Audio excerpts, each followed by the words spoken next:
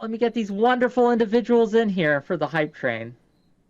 So we can begin our conversation. Hello, can you hear me? Either. Oh no, Hello. and he clicked the button. He shouldn't have clicked the button. He probably shouldn't have clicked the button. Try to bring him Hello, gentlemen. Good to see you. as well. Welcome both of you. I Please bear with me one moment. We'll give me money. I'm going to encourage them to give me more money. Gang, we got some banger content for you today. We're going to be talking to these wonderful gentlemen. They reached out to me, and you know what? I'm going to let them talk about it a little later and introduce their concepts because I think they'll do it much better than I will. But I figured it'd be interesting to come in, hear what they have to say, talk to them about what's going on, and yeah. So Beautiful. we'll go. How are you both today, by the way? How's life treating you? Good so far. I'm not sure what we're in for here. I'm relying on our mystic Seviah to guide us here, but I hope some great stuff can come out of this and share some insights that I've kind of become privy to through some studies. But I'm feeling good. Oh, well, I'm glad. If you don't know what's going on, then we're in the same boat. Like I said, Seviah reached out to me earlier, and I've talked to him before. We've had a chat in a more brief type of setting, but I've never sat down with him long form, right? And he mentioned that you both were working together on something, and you wanted to come talk about it. And I figured, you know what? I have a free day. I might as well see what has to be said. So, Sophia, how are you? Like, it's been a while. How's life been treating you? I would say hello. And I am. And that doesn't seem like it's fulfilling much because usually something comes after the am, but it's kind of my hallmark signature for an indescribable moment, which is stuff that I love to talk about, but it's a pleasure to be here, and I am ready for whatever topic we get into. And but yeah, it's nice to be welcomed without any necessary predilections, or which is fine sometimes. But anyways, thank you. No, thank you. Thank you for being willing to come on and discuss all sorts of things. Um, I guess I'll start with this. What made you reach out to me? Like, what was the impetus, the motivation between deciding to say, "Hey, Wick, fellow human," as you put it, let's have a chat. What drove you to that action? So Wick, at the end of the day, it's all about the bills. So we gotta roll up those stacks and present ourselves as those chads we really are on the inside, and maybe find that woman. And or if we're a polygamist, we can go down that road. No, I'm just kidding. So at the core of many conversations that go on, I sense there is a voice inside of people just feeling, maybe sometimes thinking, but is there another way out of this hostile, polarized, combative, intellectual way of solving things, in which it usually seems to be very rough edged? And so it is my hope that there may be others out there who are can maybe are willing to consider something else, even if it disagrees with them. Just maybe someone else who may be open to hear there could be a different way. A different way, a different way. Interesting. So I think that when it comes to communication, there are obviously many different ways to communicate, right? Like we do it through body language, we do it through verbal cues, language, and even just vocals. I don't know if you've ever heard Gregorian chants or perhaps music in a language that you're not familiar with, right? Like you don't perhaps understand the strictly the message, right? But you understand if they're doing it right, what mood they're trying to get across. So, is that what you're talking about? Another way, like kind of bridging these gaps of understanding. What can you be a little more specific? Well, So, maybe I could jump in yeah, here go for ahead. a second. Because I think what you're saying, Seviah, is that we're trying to do something that unites people. And communication is part of that. But the reason why me and Seviah are working together, so I'll kind of preface it a little bit more, Seviah, because I just wanted to follow your lead and see where you want to bring things. But I was supposed to do a big debate week this week, and it was called the Week of Sublation. And in this week, I was embarking upon a proof of concept that this way of communicating in these universal logical moves is profoundly uniting, but not in a naive way. So you're allowed to disagree. You can do all these other things that we're normally trying to do in philosophy and genuine communication. But we were going to set up a whole bunch of debates and then try and do something called sublate. It's this universal essence of wisdom. And I think I was on your show once before, Whick. You were. I have some questions already though, because I'm not sure what you mean by sublate. I need so the definition you tried to give about this universal concept of wisdom. I also do not know what that means. So could you try to give me the 5th grade version of this, please? Yeah, and so that's the mystery here, sort of, okay, well, the language, that's the only word that's really unfamiliar. The rest of it is an unfamiliarness with the process. But really, when we're in debates, Twitch and Discord are really, some people call them cesspools of like discontent and meandering. I like it. I've had a great experience so far. But usually in debates, it's hostile, I think is the point, is that people go at each other and they try and win, right? Cancel one's. And that kind of communication is called negation. And sublation is the opposite of that, but it's also constituted by it. So it's an opposite that's not an opposite, which sounds weird. But usually when you're in this opposition mode, it's very painful. And if you do win, it doesn't feel like a real satisfactory victory in some way, at least the people that are caring. What you end up doing is when you have a discourse with somebody, there's a universal process that's happening that most people are unaware of. It's a universal logic that's working its way out through you and the other person or whatever you're engaging with. But it's like a super sensuous kind of thing in the realm of pure thought. That's why we like to think that discourse is only in our minds, but it's actually this universal process that's subjective but also objective at the same time, according to this philosopher named Hegel. And when you're doing sublation, you're breaking out of that. You're transcending it, but not in a naive and just intuitive sense. You can actually talk about it scientifically. And that's what I'm going to start discussing with people, because once we start sublating them, people are going to start to get curious. Like, well, how are you doing that over and over and over again? You know what you're doing, but I don't recognize what you're doing. It's just working. And that's where we're hopefully going to get people curious, because we're going to have these debates that are ending in stalemates or negations, and we're going to start transcending them. And people go, wow, I've never even heard this discussion before, and I've heard these kinds of topics thousands of times. And that's where I think people are going to get curious. So that was the goal, is to come on and sort of like test the waters.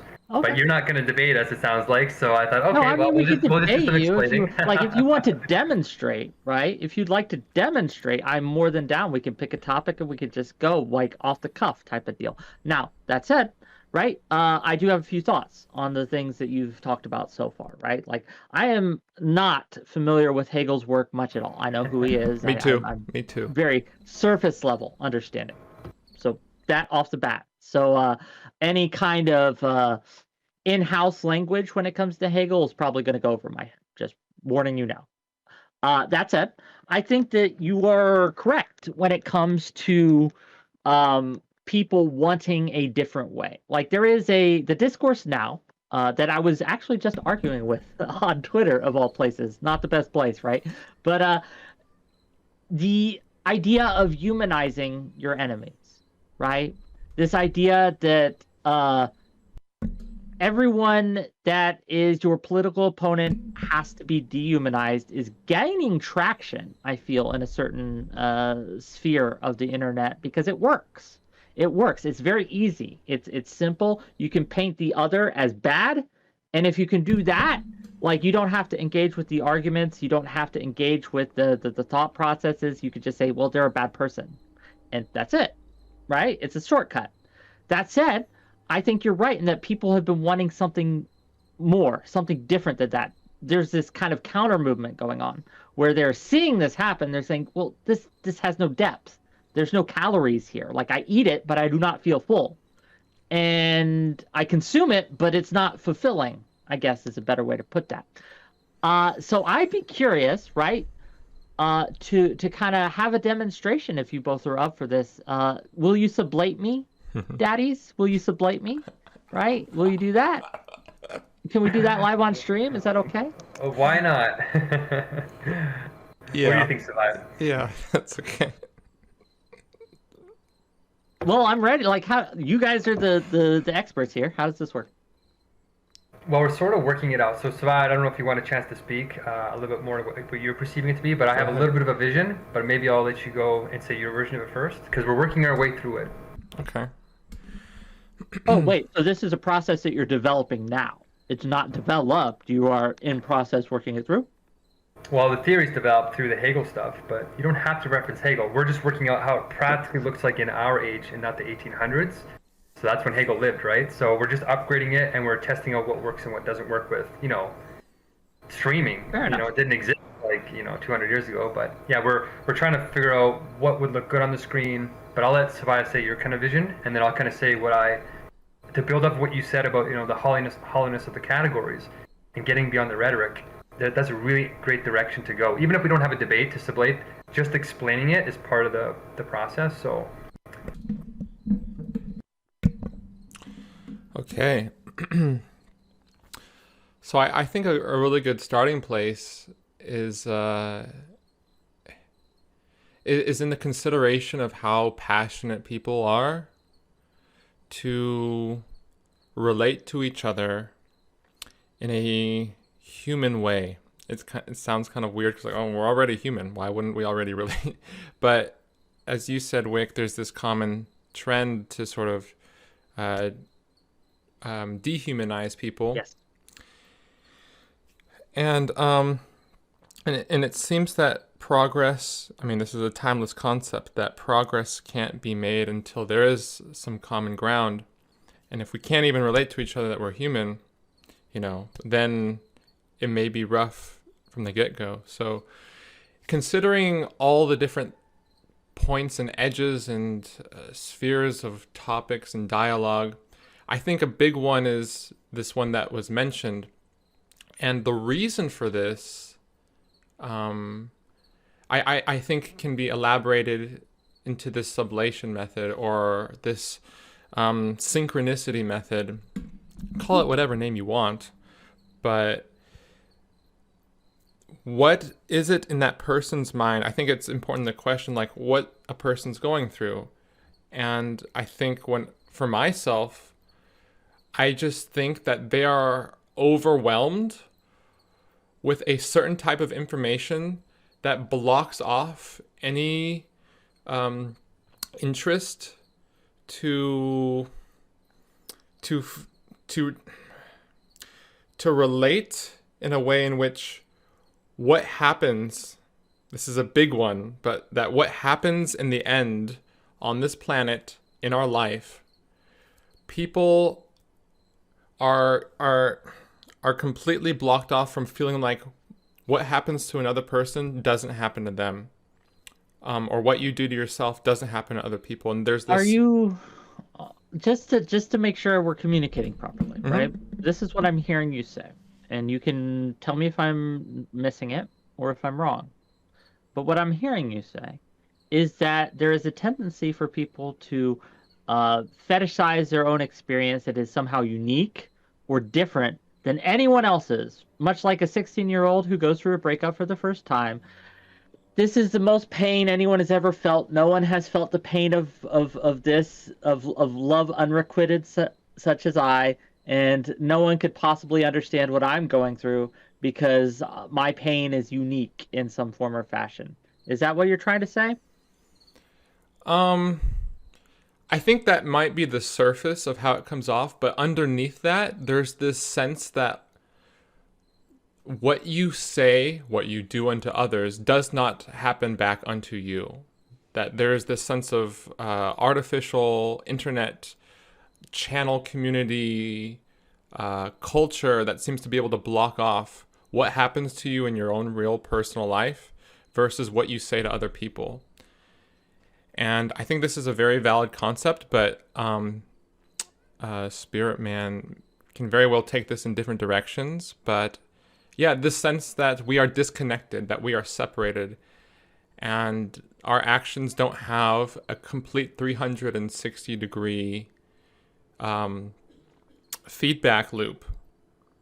And that is something that interests me, and it's a complex topic. There's much more that can be said, but I'll let Sure. But Spiritman. I have some questions Yeah, already, yeah. though. I'm sorry for interrupting, No, but you're I fine. just, You're this fine. is a novel a little bit to me because it's a lot of the things that Spiritman has said I'm familiar with, but a lot of what you're saying, I am not, right?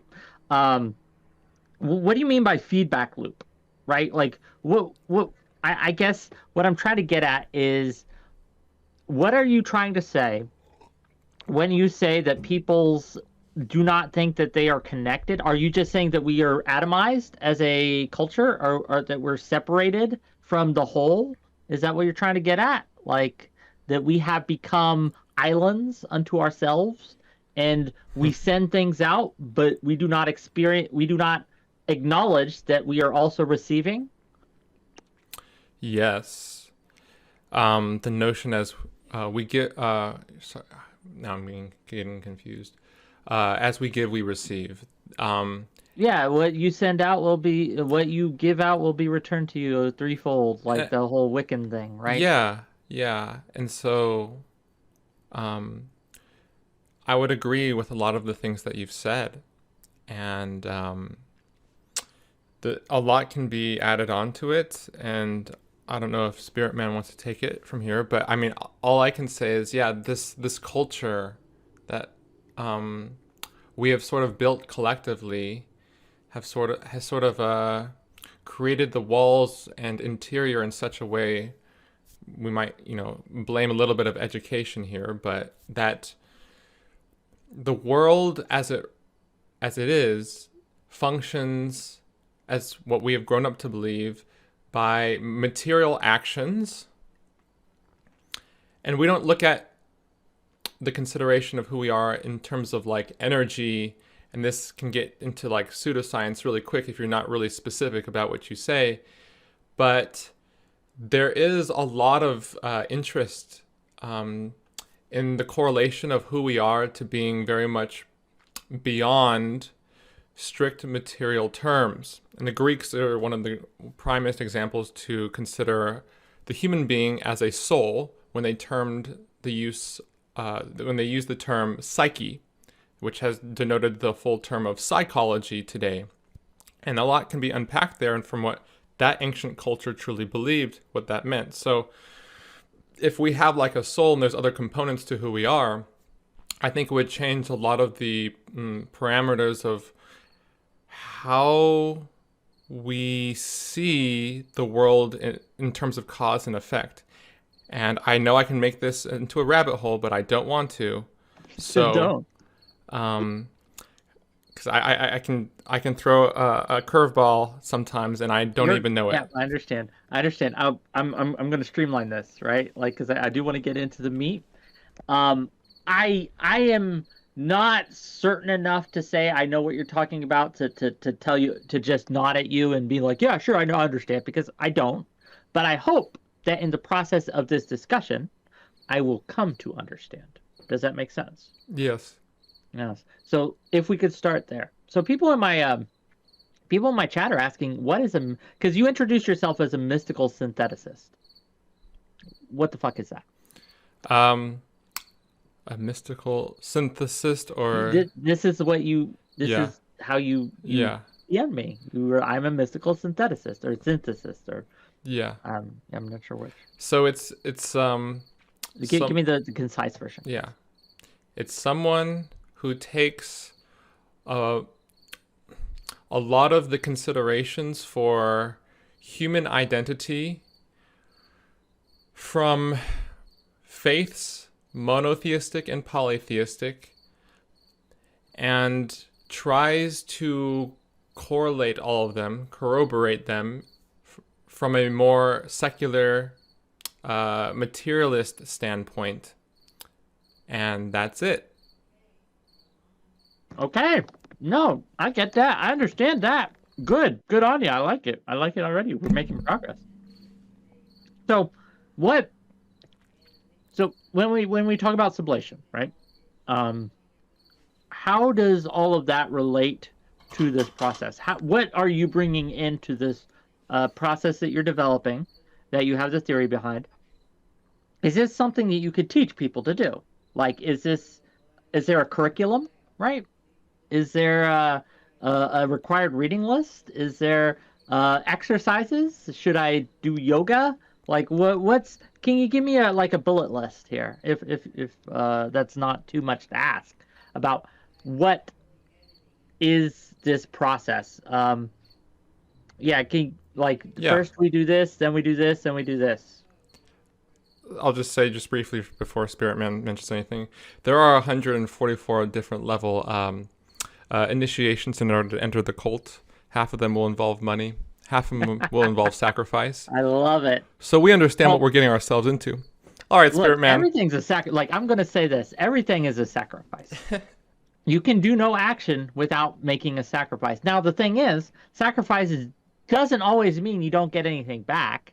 Like, that's the purpose of sacrifice. You do something in order for a return. Yeah. Right? In the old days, you sacrifice to God to receive forgiveness or blessings. Yeah. Nowadays, we sacrifice our time to, hopefully, achieve understanding. So in a very real way, I am sacrificing right now.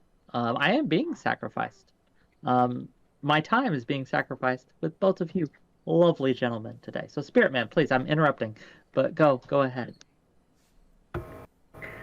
Hopefully I don't blab on at length here, but there is a lot to be said about this topic that I think can lead somewhere interesting and new. And I think what people might be thinking as they're hearing us, like, we've heard this before, the other and the love and the mysticism and the materialism, we've all heard this before, so what's new? How come we're not building this society that we want? It seems to be going the opposite direction. Like, wealth concentration is at all-time highs, debt loads are at all-time highs. We have exponential technologies, but people don't seem to be able to keep up with them because we're all distracted by our lives falling apart from the pandemic and working jobs that are unfulfilling, alienating, all this stuff. So what's new? I want to say the reason why I decided to partner with Seviah is because he's very unusual in a very hard to find way. And I've talked to thousands of people in my my spiritual activist journey so far, my philosophical journey over the last 2 decades. And he intuitively understands what I say explicitly. So he basically has some version of genuine philosophy, the stuff that Hegel's kind of explicating, inside his soul already, what he's calling the soul, what maybe a secularist might call your deep subconscious mind, or your superego if you're Freudian, all this kind of stuff. There's different ways to talk about it. But Seviah recognized in me that I can speak what he feels. And there's a nice back and forth that happens where I can do the scientific kind of version of the mysticism, and then he is the feeler. He kind of does a lot more of the holding space and just intuitively knowing what to do. And so in contemporary culture, I think that people like you, Seviah, just aren't appreciated. And I think we need to get you appreciated because we need that space right now. And that space is critical for sublation, to kind of bring it back. We need to have our mystics sort of become scientific and our scientists becoming mystical space holders in a certain way to overcome this kind of separation. And so that's a little bit like the language of sublation. We're taking opposites and holding them in concrete unities. So the goal was to make this explicit. That's the hard thing. We all are sort of like, we implicitly have the totality of the universe inside of us. I don't know if you guys know about holographic theory, David Bohm. I think I talked to somebody on your channel here, Whick. Bohemian dialogue. I'm familiar with that. Yeah, Yes. it's kind of like that, except Hegel put it in a logical sense, not just scientific. There's a logic that builds. And for people that aren't logicians, that word logic sounds boring, but it's actually incredibly profound. But to help people follow along, I think what we can try and do is, as I was going to go on these debates to sublate people, I'm going to call them sublates from now on. So hopefully at some point we change from debate, which is that negative version, to sublates. We're going to do a sublate. We're gonna, we're gonna change Let's the culture. Let's have a sublate. Go ahead. So to help people follow along, like people that are already like Seviah and you maybe, I don't know what your training is, Whick. So I don't know if you want to say it on your channel, maybe for the 10th I'm time. an accidental Buddha, dude. Like, Really? yeah. So no, not really. Like, this is just what I say when people ask, like, what's your accreditation? Like, I've had a lot of things I've done in my life. I was a cryptolinguist for the military for a while. I was a crew chief for the same people. I was a missionary when I was religious. Go to door, do the knocking on the doors thing. I've worked in banks, taxes and titles, boring stuff. I've done customer service. I've but mostly, if someone asks what I am, right? Like, what do you do? That old chestnut, right? Like, what do you do? I'm a storyteller. I tell stories, and I think that is how humans communicate, through the art of storytelling. Like, we have myths, we have archetypes, and we communicate to each other, either knowingly or unknowingly, through those archetypes. So that's kind of my training. So when I say accidental Buddha, the reason I said that is because Spiritman here, or not Spiritman, the other one, Seviah, Yeah. Seviah seems to be like that kind of archetype of, he just fell into something that other people train for, right? It's the idea that if you try to be a Buddha, to be the Buddha, you won't be. You got to kind of hit it by accident, kind of thing, right? Anyway, blah blah blah. Continue, please. That was a beautiful explanation. Maybe there's some huge potential here. Because what I want to do is get maybe a few of us, once we catch on to this explicit accidental Buddhism, to have a screen, to have a spec team. And Hegel calls this real communication, real storytelling basically, is supposed to be speculative.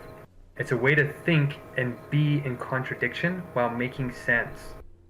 And it's really difficult to do for ordinary thinking because we're like rigid, we're trapped in little boxes or abstractions. But if there's a team that are behind the debates, like you have your chat screen going on for your channel, right? It'd be kind of like that, except we'd actually have a shared screen where we have these structures of language that Hegel kind of like outlines. And as the conversation progresses, we're pinpointing where people are metaphysically and logically. As they're moving through the stories of their narratives, you're tracking them. But the new set of tools for sublation are hyper precise. It's what's missing in our world today. And so if we introduce these tools in real time, I think we can have debates become more of a spectator sport almost, and be as exciting. How do you identify, right, where someone is metaphysically? Like, how long does it take for you? You've trained in this, right? You've done this, and Seviah apparently does it naturally. He has an intuitive way of structure of doing about it. How long does it usually take you, on average, to peg someone? Well, that's the thing about speculative thought, is you have to always be open.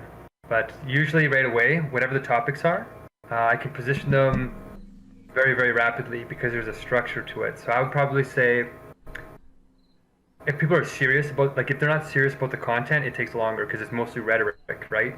But if it's content, then it happens very quick, like within a minute. I think most people can start. By content, you mean like what someone genuinely believes, like if they're having a discussion on something they genuinely care about. Yeah, and they're actually exploring that dialectic, and they're not just being flashy and coloring it in different poetries, or trying to hurt somebody with a fancy grandstand or something. It's actually getting into the material. And then if you get into the material, first of all, these tools help you to determine what is what. What is the sort of rhetoric and what is the actual content? And then when you get the content, how to parse that content very quickly to recognize where the points of negation are and where the points of possible sublation are. And because most people don't even know that sublation exists, by default, they can only do one thing. They can only abstractly negate. They can only do that opposition moment by default. So just knowing that there's a different option called sublation opens up a whole new world. And then once we introduce these tools and how to refine that, I think we can open up a new space that will be profoundly altering for So, Twitch and definitely Twitter. But I think the diplomats of the world actually. well, let's explore this a little bit. Okay? So we have a discussion where we have a disagreement. We have a point of contention, as they like to say, where we have opposite thoughts on the same topic, like when it comes to platforming. Let's use that because that's what's on Yeah. my mind, right? Platforming Nazis, right? And you say, I think, and I don't mean to put like some caricature, some person who's not here says, well, I think we shouldn't platform people because it's dangerous. And I would say, well, I think it's dangerous not to platform them because of X, Y, and Z. And that's a point of contention. How would sublation work in this instance? Like, what value would it bring to the discussion, and how would it work? Can you kind of maybe do a mock kind of demonstration for me? So you could pretend to be the deplatforming is good guy. I could be the deplatforming is bad guy, and we can. Do you mind if that's something Yeah, we you can do this. please? So yeah, so I think that we should platform people who disagree with us, even Nazis, because it exposes our audiences to new ideas. It gives them a bit of a mental immunity, like an inoculation from a virus, and teaches them how to defend against these ideas. And I would say that it helps us to understand and humanize them as well, and not see them so much as the enemy, but see them as actual people. That would be my genuine argument for this. What, like, sublate me, I guess. So go ahead. Okay. Okay, I was thinking in two different terms. Okay, so I think a great example would be if for Spiritman to try to sublate this, because okay. So I'm gonna like say the opposing argument, but you should actually dehumanize people a little bit because they deserve to be dehumanized. Their ideas, when you take them in a long-term perspective, and the words that they use and the insinuation to marginalize certain people only leads to one thing, and that is physical violence in some form or fashion, or a type of exploitation within the state and federal laws, if we're considering America, or any other nation. So it's really immoral to consider that we should humanize people or platform them. And the wide-ranging effects will be physical because their language is, when you consider them in a human light, it virtually creates the same situation that history has shown us, where at a critical mass, certain people will think that it is okay to do certain violent actions. And so you must be on my side, Spiritman, because you can't be on his side. He does not have the reasoning, the morals to understand what these words do when they are spoken and allowed on a platform. And some of these people who aren't necessarily so educated will take them in an extreme light and then act out in the only way they think they can, which is through the communities that they accept. So, I mean, you have to be on my side, Spiritman. You can't be on his side. In a normal debate, we would fight, right? This would be like, I say, no, you're wrong because X, Y, Z. And you'd be like, no, you're wrong because A, B, C. Give us a better way, Spiritman. Yeah. Join my side. You want the secret sauce, do you? You. I'm very interested in this because, Whick, you're asking all the right questions. So maybe this is what was supposed to happen. Is we're kind of starting off slow to figure out maybe there's better platforms, better ways to do this, because you usually only get one chance in media to make it a good first impression. So if we come out of the gates and we're not ready and we're on like, Destiny's Channel or something, you ruin your reputation very, very fast. So this is good. We're teasing out how to do this. So I missed the first part of your argument, Whick, because I thought, well, how am I going to write this down? And I decided to put it on my other computer. So in the time it took me to open it, I think I missed the first 2 points, but you said something about inoculating, and then the other one was about giving them tools to recognize how to disarm those arguments, I think? Yeah, basically. Okay, so 2 points then, and then Seviah, yours was they deserve to be dehumanized, these people that are dehumanizing. And then also people that see violence or see these violent acts start to normalize them and think that it's okay. And then it just increases the negativity, and you're giving them a voice that transforms people's minds, especially impressionable people. And then, yeah, normally what you do in the process is you war. And then that moment of abstract negation seems irresolvable because they're contradictory. Like, you can't have them both at the same time. That sounds like a good situation for speculative thought. So what you have to do, it's been said, this is why it's so hard to teach this, is because what I'm about to say has been said probably 100 times, especially in higher levels of diplomacy where they've resolved these problems already. The new thing is the way that it is explained and then connected to the rest of the system. So that's called universality. So what I'm going to tell you is the simplicity of what sublation does, which you've heard before, but you haven't heard it in the universal way. So I'm going to try and show the universality of it. So basically all you do is you see the truth in both sides, you see the limit in both sides, and when you grasp those both at the same side, you see the missing variable, that's the inner contradiction, and that raises you to a synthesis, a transcendental point where it mediates that dialectic for both people, and they start reasoning together. And then they can agree on where they should be. The whole spectrum is open. It just matters what your point is, where you are in your dialectics. I am skeptical, and I will tell you why. Go ahead. Because I've seen this tried, and what happens invariably is people like, oh, you're a fence sitter. You're both sides-er. You're both siding this. This is just as bad as being against us. So obviously, you're bad too. And this is exactly what happens, right? There's memes about this. So how do we avoid that trap? Perfect question. I can say it right away, but maybe Seviah, I wanted to see if what you would say to this, what your inner expression is. But if you can send me some of those memes, it's important because the people who are very close to sublation, they end up in what's called no man's land. What you just described is no man's land. So there's one step past that, but we're on the way there. But Seviah, what do you think of that? Because it's true. All right. All right, so it seems okay, processing. Okay.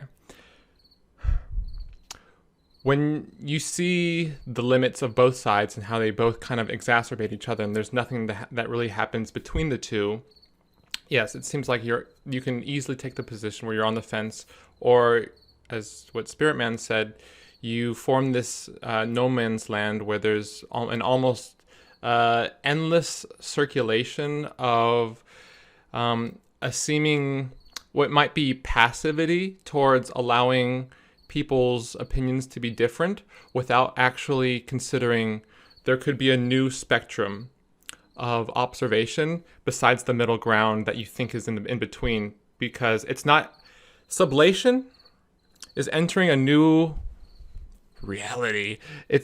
You're entering a new way of looking at life, and that sounds so common, so normal in the fad of people's like content, whether on YouTube or TikTok or Twitch. Oh, it's a new perspective, it's a new reality. But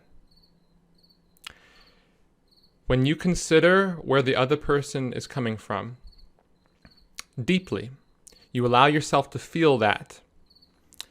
And it's very, very, very, very difficult to do. 90 to 95% of people they can't do that because by default, they are not given the information that shows there is a universal foundation of reliable information.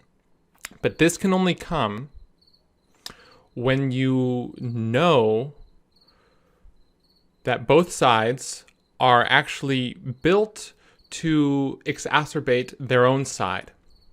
They are usually, as I say, and I've come onto your little show, Whick, a couple times, saying that there are actually certain minds. Why you gotta call it little? I know it is, but why you gotta point that out? Why you gotta do me like that, brother? I'm here, and you're like your little show, your little piddly stream. I'm giving you a hard time. Please go on. That was good. I love that. Oh my gosh, I don't even realize I said it, but it's okay. It's okay. So I've come on your show for a little bit. This may be what I meant. Because, it was very, very, very brief. But back to my point, that there are certain minds who have been very aware of how to form the conversational poles, the sidelines, in such a way where the divide and conquer strategy works. And by getting people to be, continually fueled to just negate, there's a certain group of society that always works. We've seen them throughout history. They usually are able to wear the fine clothing and do the fine dining and attend all the nice events at their leisure.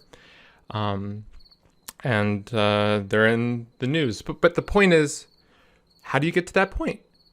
You understand that in its basic sense that both sides are manufactured to create a certain end. And without blaming the 1% who owns over 90% of the wealth,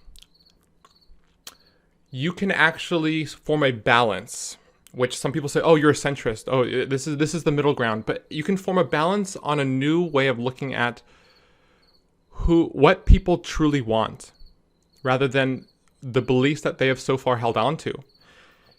And what we really want is to be free of our exploitive and limited creativity that our everyday life expresses. Most of us are on a hamster wheel, and we're not really being fulfilled except by the entertainment and echo chambers that we're usually a part of.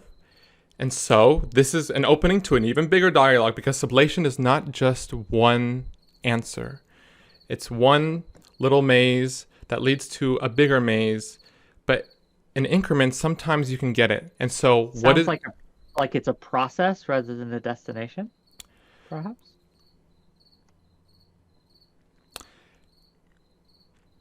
And so I can go on. Fair. Spiritman can hijack me. Well, I have questions. Yeah, I go have ahead. Comments, if I may. So, there's a few problems I'm seeing here, right? And I don't mean to be combative or anything. I don't mean to be like piss on your parades, right? But there are issues that I see immediately with some of these things. Like, this idea of bridging the gap is something that there are vested interests that do not want this to happen, right? You mentioned this as a construct, that these divisive things are put up by groups of people for the ends of dividing us. Absolutely. I agree with that 100%. But I think this is why sublation is going to...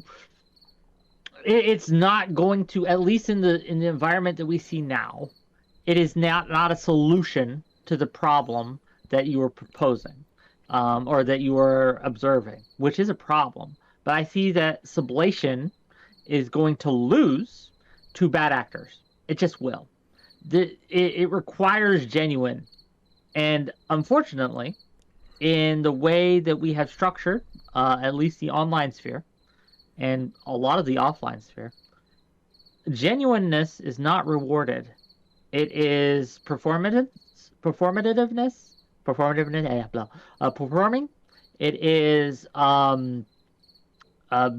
preaching to the choir. It is being as loud and as abrasive as possible. These are what drives engagement. This is what drives both monetary reward and the quote-unquote clout that people chase, right? Which isn't a direct monetary reward, but is a reward nonetheless. And so I see sublation, right? That, yes, if all parties seem to be willing, right? If our parties are wanting this, maybe it can help bridge gaps. But that my contention would be that these gaps are there because people want these gaps to be there. They don't want to understand the other side. Now, you mentioned also, right? You mentioned also that people are looking to be free. I don't think they are.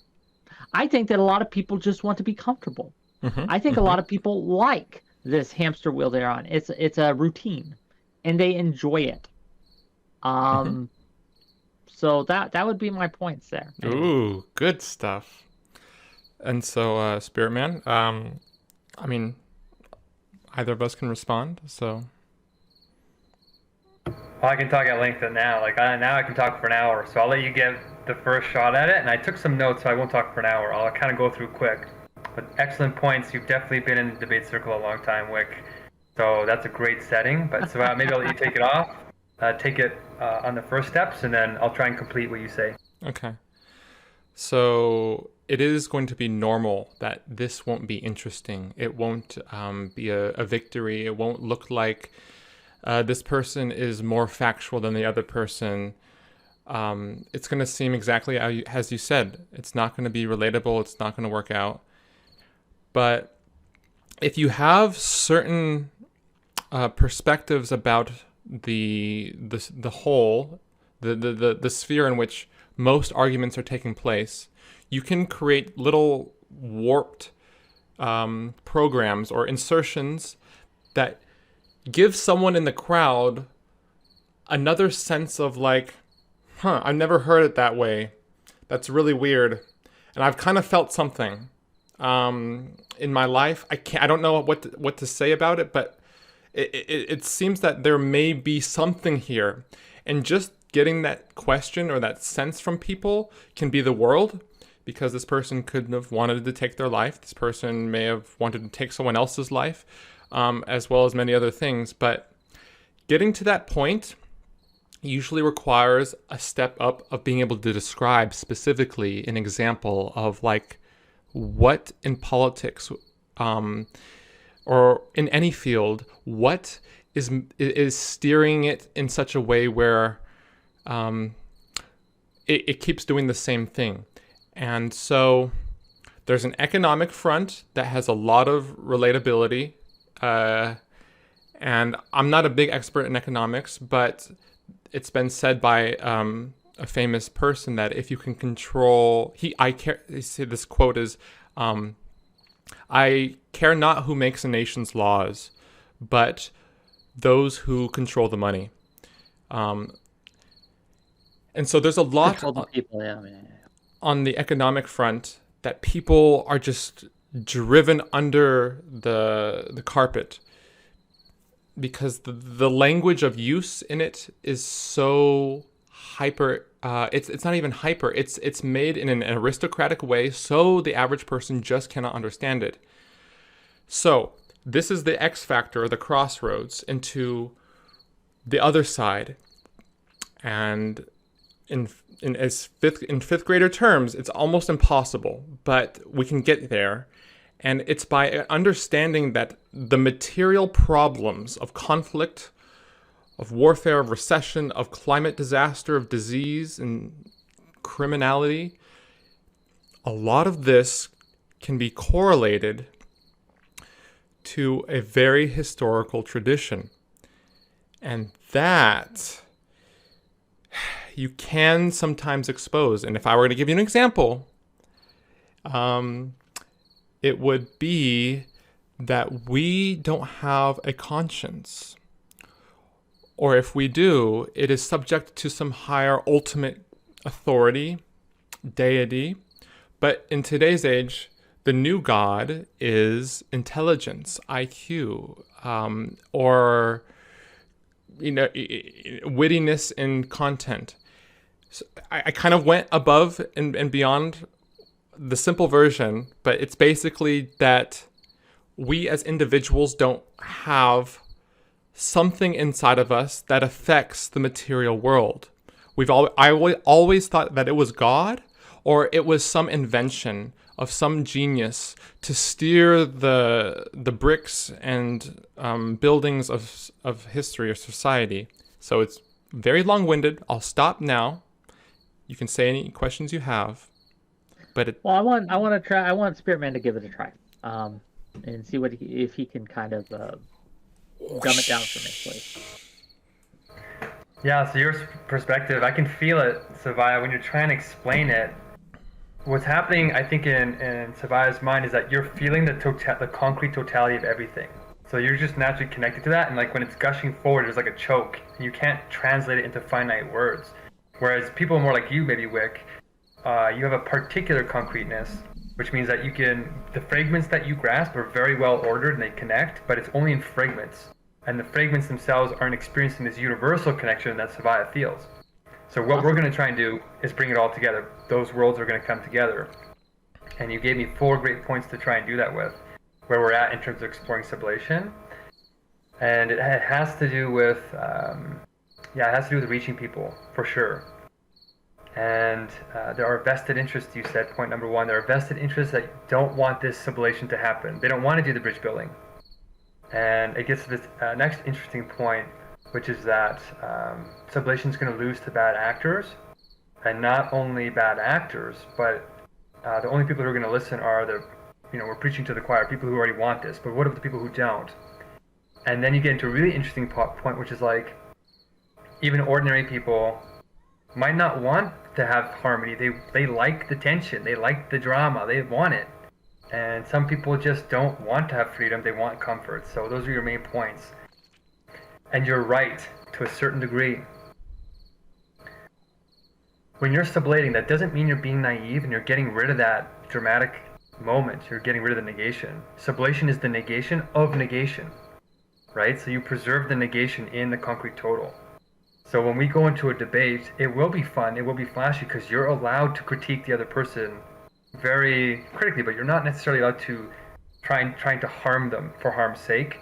It's kind of like playing sports. How you play the game is as interesting as who wins. And if it's 2 evenly matched teams and they're playing as hard as they possibly can, that's when you get the best spectator sports. So debates kind of need to be the same thing.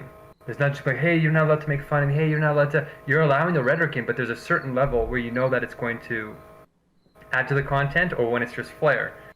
And it becomes fun because people are educated enough on the meta to know what is happening, and they don't fall for the emotional part just for the emotional part, you know? Some people might in the beginning, and we're going to be realistic here. I wish that were true. I do. I want it to be true. But if your process depends on people being educated, I don't know what to tell you, my friend. Well, this is it. The way we educate is not correct. So when you say that people want to be comfortable and they don't want to be free, that's not true. What you're hitting on is a half-truth, which is that the reason why people don't look like they want freedom today is because they've been destroyed. And they're disconnected from, maybe Seviah would say, the soul. This infinite living totality of pure thought, they're disconnected from it. Because when you're a child, it's basically when you lose your inner child and you lose your dreams and hopes and everything that makes you come alive. Some people like you, Whick, stay connected to it. But I think that has to do a lot with privilege, genetic privilege, actually. Did you just call me childish? Well, you're an accidental Buddha, and Buddha says you have to have a beginner's mind, so there you go. You empty your cup, because if your cup is full, how can you learn any more new information? My show is called the Death of Certainty channel, right? Like that's the whole thing. It's killing our certainty, becoming a vessel to be filled by. Well, that sounded a little too weird. I was gonna say to be filled by you, lovely gentlemen, but no, we want to go down that road. Yeah. But please continue. Well, are you certain that we have to get rid of certainty? So that's the inherent contradiction. Yes, I am. I am certain we have to get rid of certainty. I well, think then you're certain that, about something, so now you have to get rid of that certainty that you're certain about getting rid of certainty, so then you're going to become certain. The idea, right? And since you brought up I brought it up, but I'm going to talk about it because, I want to. I think this is the issue. We all think we are preaching, and none of us, me included, right? I include myself in this criticism, want to be preached to. We are all carrying a standard, especially streamers. We all think we have the solution, the answer. We have reached the summit. The ideology or God or whatever has endowed us with this totality that only the elect can understand, and we are here to bring it to you poor masses who you may not want to be free now, but if you understood our message, you would absolutely want to be free, because obviously, right? And so you see what I'm trying to get at here, how this is coming off a little bit, just a little, and I like you guys, but I'm just saying that the preaching here, it's coming off as anytime you say, well, you don't know what you really want, but trust me, I know what you really want, it raises my hackles. That's all. Well, that's a good point. But I didn't I didn't really get to the solution of this. I'm just saying, well, this is probably what's happening. So what do you do? Because the dialectic that you're pointing out now is the elitist, right? The knows and the haves and have-nots.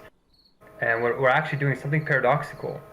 If Hegel is right, or this mystical speculative philosophy is right, and we're just returning people back to how they were, we're not teaching them anything. We're just returning them back to their own greatness. So they're just being separated from, I guess, their own elitism, and that we all have this capacity. And so in a way, all we have to do is just restore people back to their original greatness from being damaged by the society. And at first, you have to meet people where they are. So that means you have to be realistic and make debates not all sophisticated and all like, you have to come down and say, you know what, this could be fun. No, so actually, it's not a bad thing. Condescension is seen as a bad thing, but it's not a bad thing. You should condescend to people because you need to meet them where they are, and people should condescend to you to try to, like, I want a scientist who's trying to explain genetic theory. I want you to condescend to me because I'm not a philosopher. I don't know these things, right? And so I want to understand. And the only way you can do that is if you speak my language, right? Well, you have to speak each other's language, so it goes both ways. That's why the elitism is dual. But then when you have dual elitism, it nullifies itself. It starts to sublate, and you realize, oh, wait a minute. We're both saying the same thing from different points of view. And as soon as you get that, you get equanimity. But it happens in the most unlikely of ways. And that's when you know you have it. And I loved how you opened your comments, Seviah. You said that there was you feel it. When you know you got that speculative moment, you feel you got it. It's like a knowing that you know you have it. And that happens because real reason is, like, genuine reason is actually emotional and it's logical. What we think reason is today is abstract reason. It's not real. That's why philosophy sucks. Nobody wants to do it. You can't watch a debate unless you're a philosopher because it's so boring. But check this out. I think we got to make it more entertaining. If I can share my screen. This is how we're going to pull it up. Hold on. Yeah, you got to share it in Discord, and I got to click it. So. Oh really? Did it work? Hasn't yet. Let me try again here. So I'm going to share this screen. Go live. Is that what I click? Yep. Okay, click go live. Oh, I think it should be working actually. Let me see. I don't see it. Share your screen, and then you go to your application or your screen, and then you click the thing, and then you say go live. Oh, it doesn't work for my end either. Why isn't it? It's probably room permissions. I'm sorry. I'm a boomer when it comes to technology. I didn't actually make my own Discord. My buddy Blue. Blue, if you're there. Blue, if you're listening and you want to give these gentlemen permissions, please help. I apologize for the technical snafu, but continue with your point, if you may. Well, there's a graphic that I was going to show you, and it's trying to sublate or combine these two worlds of, like, sensuousness, like just being involved in the moment and wanting to get, loud and proud and all those types of things, and then having this, universal of reason and mixing them. And but everybody don't you think it's dangerous to trust your emotions to that level? Well, that's why you're doing both. They're balancing each other. So but one's overriding the other. One we have set up as the master, and one is the slave, to use the kind of dichotomy there, right? Or the master and the servant. Let's not use such explosive language here. Our emotions should be, and I really believe this, servant to our reason, to our logic. Now, that doesn't mean, right, that our master, the reason, shouldn't ever listen to the servant, because emotions are real for a reason. Like, when you're feeling something, there's a reason you're feeling that, and you need to figure out why, right? Like, if you're scared, you need to figure out why. But what it sounds like, and again, I could be wrong, what it sounds like you're saying is that people should trust their gut more, and I don't know if that's true. I think that's how we got, like, MAGA and all that, is people just going with their gut. Did you want to say something to that? No, go ahead. You're right. How you start is actually in what's called particularity, when you're stuck in the sensuous. I was muted. I was muted. I was muted to everyone on my stream. Oh no! I'm sorry. Can you hear me now, gang? We heard you. Oh well, thank you. I'm just making sure the audience, because we have an audience, and I want them to participate too. How many do we got? Just 20 right now, but it's okay. It's That's pretty Thursday. good. It's a low day. So anyway, 20 go on, universes. but I will say that like the people who tune into my Thursday streams are the true Wickers in chat, right? They are the wicked. They are the ones who come through, right? Like they're here to see me, right? And you, as today you, but you got the devout, as they say. But anyway, go on, please. So you're being a little bit one-sided, right? Because you're putting emphasis on what's called the universal reason. But genuine reason is the sublation of those two. Because abstract reason and abstract emotions, I guess you could say, they're warring. They're opposites. But genuine reason is actually both of them at the same time in the right way. But how do you know what the right way of having emotions Yeah, that are? would be my question. Like, how do you know what the right way is? So this is where what's called the universal structure of sublation comes in. So knowing the process, like sublation itself is a process. And you said earlier, so it's a process, not just a destination, but actually it's both. And the more you know the destination and the process of sublation at the same time, that's where the real power comes in. That's why I'm saying the universality is the thing that's very hard to grasp. So what I'm going to try and show here, and we're going to try and use a Nazi example, even though maybe the Discords are scanning for that and we shouldn't ruin your channel. But Just don't no symbology, right? You don't show a Nazi salute on the screen. Don't show any swastikas or anything like that. But if you want to just talk about Nazism, people do it all the time. Go ahead. okay. Well, first with emotion, before we get emotional on a topic like that, you start with your abstract emotions. So animals are pure that. And their universality is in their being. That means when they're acting, their reason is in their being, but not in their thinking. In their thinking, they just have emotional particularity. But it starts to gradually evolve into higher universals of explicit reason. But at first it's abstract, which this doesn't make a lot of sense because this language is foreign. But as you evolve, you gain a universality that is in all the particulars, and they go back and forth. And that's how you sublate them. But the universals you have to be very concrete, kind of like how Seviah is naturally. That's how you become in control of your emotions and allow them to have control over you and you over them. Would you say that Seviah is like the example of what you're trying to achieve? You are trying to make us Seviah-like? In the feeling side, that's what he has, but he needs to work on the explication. He can't explain it, so you can't He's follow not him. yet reached full sublation. Yeah. Can you But give he me an won't- example of someone who has achieved peak sublation? Yeah. Hegel. Okay, Hegel. Anyone that recent, so no recent individuals, just 1800s philosophers. No, there's only one philosopher, it was Hegel, even in the 1800s. Hegel's the only one. Like, I've looked for 20 years to find something like this, and there's people who have it implicitly. It's like Seviah has it implicitly. There's a couple of politicians, like some really good politicians that's how they're surviving in complex environments, is they're implicitly sublating, but nobody can articulate it in scientific, genuine reason. Yeah. And that's what I realize is it's the power of your words explicit. And that's why we don't have anybody who has repeated it since Hegel. I'm sort of on the path, but I'm just opening the door. There's still a lot more to do, but I'm just pointing the door to people like you, Whick, who have a natural propensity to do this. If you studied him directly yourself, and I kind of pointed you what I've learned, like here's good starting spots or whatever, it could shave off probably 1,500 hours that it took me to get to 1,500 hours? Yo, I didn't even play Skyrim that long.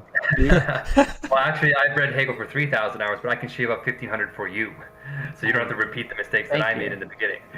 But okay, well, give me the secret. What's it like? You keep hinting at it, and this is the frustrating bit of this. Like, you guys both keep hinting at, okay, we're gonna give you this process. We're gonna give you the secret sauce. Yo, we've been at this for an hour. I'm waiting for the secret sauce. Can you give me? I know it's hard. I know these are difficult concepts. I get it. Hegel is a lot, right? I just want a path, right, that I can see, that I don't have to feel my way in the dark, and kind of, putting your foot and hand forward, make sure you don't bump into any walls or fall off a cliff. I just want something like the first 6 feet in front of me, right? You don't have to show me a destination. You just have to show me the next step. I'm tempted to go into the Nazi thing because what you're really asking for is a particular example that your thoughts can grasp onto and apply your thought categories to. But what I'm doing is I'm actually already giving you the answer, but I'm giving it to you in pure thought form. But if you don't know what pure thoughts are in themselves, because pure thoughts only hold themselves stable in their purity when you grasp that universal order of sublation, which I haven't given you at this point. But I'll give you a quick rundown. So this is what it is. This is the thing that Hegel says is missing everywhere. Even if you're good at sublation implicitly, you can't explicate what I'm about to say. And I think Hegel's the only one that's done it. And then I'll give a little something after because Yeah. there may be a little bit beyond Hegel. Well, sort of. Everybody's sort of doing it. It's but different versions that may have similarities, but Hegel was one of the first academics to really show it, and it's never really been done in academics in comparison to the philosophers. okay, in the way. Go ahead. Yeah, exactly. So I'm sneaking in here to say this last piece because this is what I want to say at the beginning. So I'll say this piece, and then that kind of wraps up this part a little bit, and then maybe we can go into an example. But I'm trying to explain the universal answer. So every single debate you will ever go in for the rest of your life will have these words in it that I'm about to tell you, and it will be not in this order. Most conversations have these words, every single one will, but it won't be in this order, which is why the conversations stay in that abstract negation. But if you say them in the order that I'm about to tell you, this universal structure of sublation, not just the process of sublation, then you will be able to see it through the particulars, through the rhetoric, whatever's happening, in the infinite amount of poetry. You will just instantly see This sounds like a spell. the But go pure on. thoughts. Well, it's a little bit mystical, but it's just what real science is trying to do when we're studying the universe. Hegel's just making it explicit. So basically, I'm just going to run through the structure. So pure being, pure nothing, pure becoming, determinate being, quality, something, other, finite limit, finitude itself, bad infinite, genuine infinite, being for self, quantity, magnitude, degree, measure, essence, illusory being, appearance, actuality, potentiality, substance, cause and effect, reciprocity, notion, judgment, syllogism, object, mechanic, chemistry, biology, cognition, goodness, absolute idea, nature. That's the first universal structure of logic in very, very fast order. Every debate you will ever have will have that in it. And if you don't have that structure, you can't keep those pure thoughts ordered. You can't keep them stable in your head. You're going to have to look for a particular example, which is what we're going to do now. Without that structure, you can't think in pure thought. So you have to have that to hold it stable. And I was not able to do that until I actually figured out what Hegel was saying in his Science of Logic. Because otherwise, you go back into your animal mode. You have to particularize it. It's coming at you in sensuous form. You can't separate the two. But the only way you can separate the two is through the structure of the order itself. And when you're going through a debate, all you're doing is just going through that order in broken ways. So that will shave off tons and tons of time. Just that. And it's so foreign. It's the thing that we can't do unless you grasp real, genuine reason, pure reason. But that's what it's hard to grasp, but I gave you the answer just now. And we can explore it in particular examples and what that looks like. Perhaps. But I actually want to say one more thing, Seviah. To make it more engaging, is to show it in particular form, we're going to start something called the Universal Sublation Championship. So instead of, other mixed martial arts, octagons or whatever, we're doing the sublate version of it. And that's why people go, whoa, they're going to go fight. But the winner is the one that's best at sublation, which paradoxically means you war with each other, but the one who's the best at integrating is the one who wins. And it's like you get the excitement, but you also get the integration all at once, and you solve all those problems that you said. Okay, Savannah, go ahead. I don't know if I have anything. No. No, nothing. You I got mean, nothing? okay. I would say that like there are systems and different people throughout history, noble people that might have been espoused as like great thinkers that have had particulars of Hegel's system. But I would say there could be other ways to express the same system, but in Spiritman's mind, he has not seen another person be able to scientifically share through communication how you can really expose the dynamic that's happening over and over and over again amongst all of history, especially in this information age today. There are, I would say, other ways, and I've kind of not really told exactly what my way is to him, but he kind of already understands that just by my way I communicate. I don't read Hegel. I don't know much of Hegel, but yet I still understand that kind of system, even though I'm not necessarily able to communicate it so well. And so we could go into this example. I could give a little bit more of a bright exposure in a short couple sentences, but I realize at the same time, no particular answer will be able to reveal everything unless you are an individual.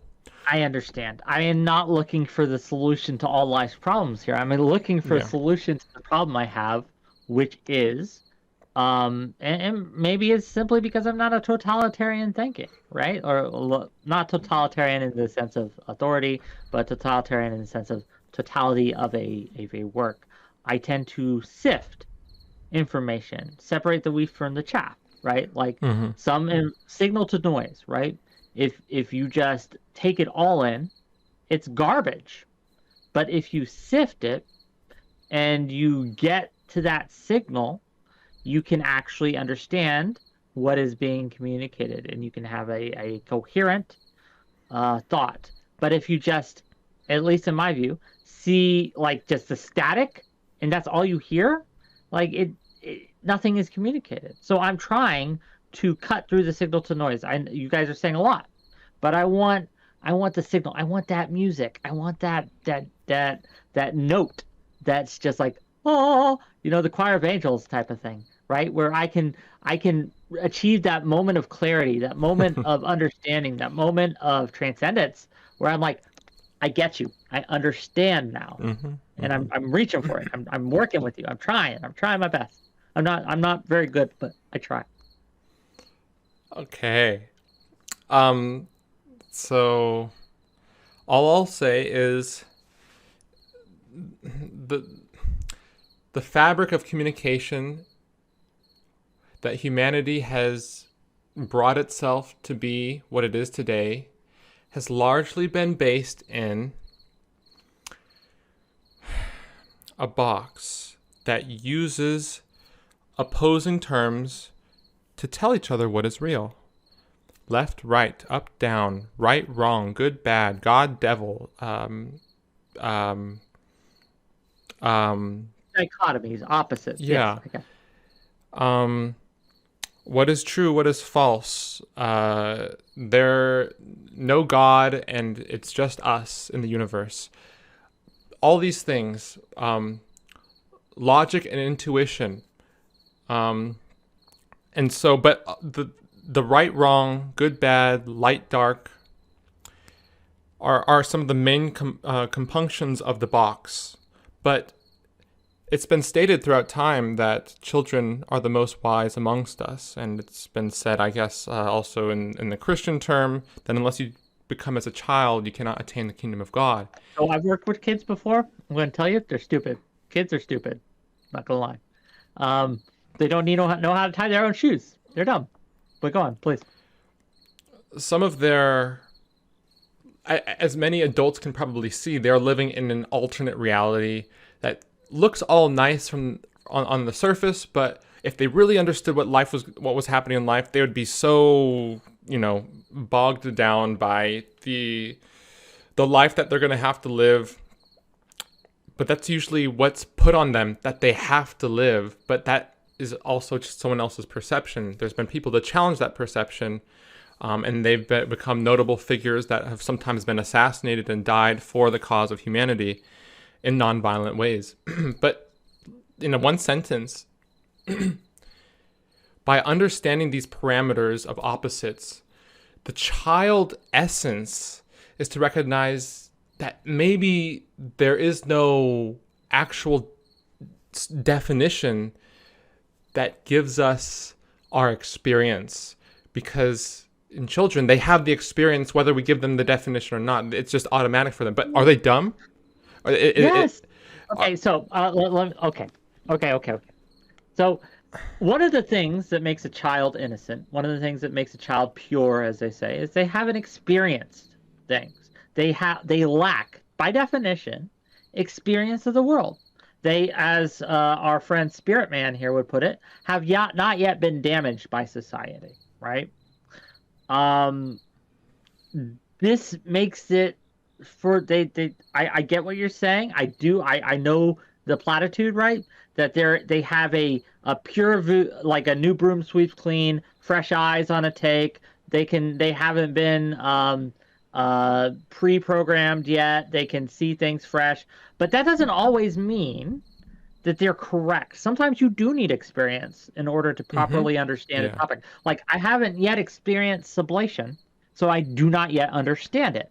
I have to experience it. At least this is what I'm trying to understand. I have to experience it, or else I'll never know what it is.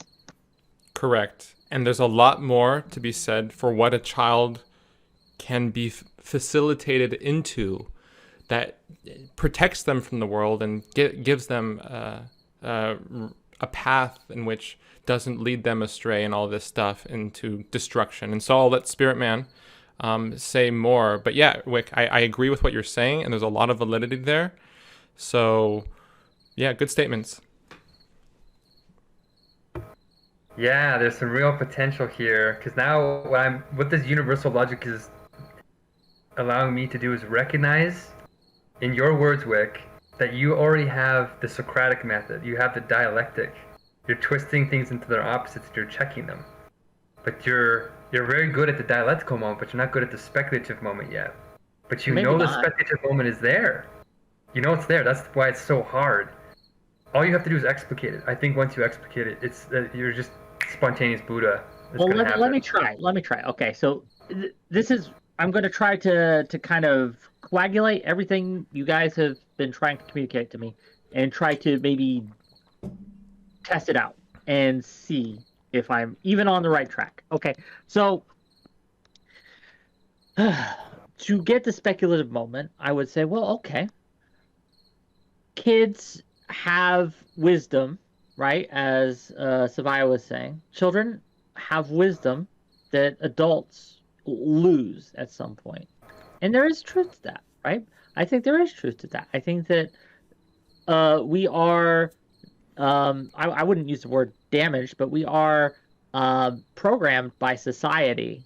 Whatever culture you happen to be in, whatever structure you happen to grow up in, it influences you.